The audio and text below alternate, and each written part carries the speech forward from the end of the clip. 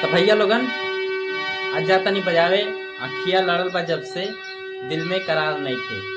तो वीडियो में बनल रहा, अगर बजा लेनी तो वीडियो को एक लाइक कर दिया और अपन राय कमेंट जरूर करिए, ठीक बा।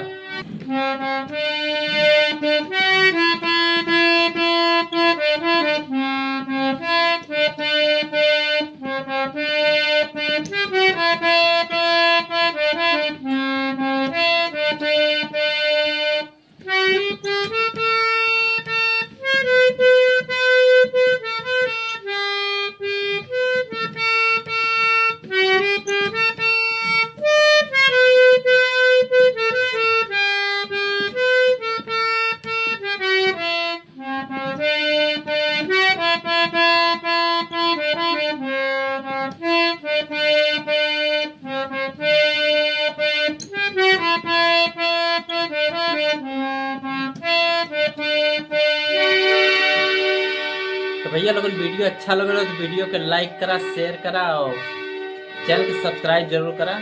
नमस्कार।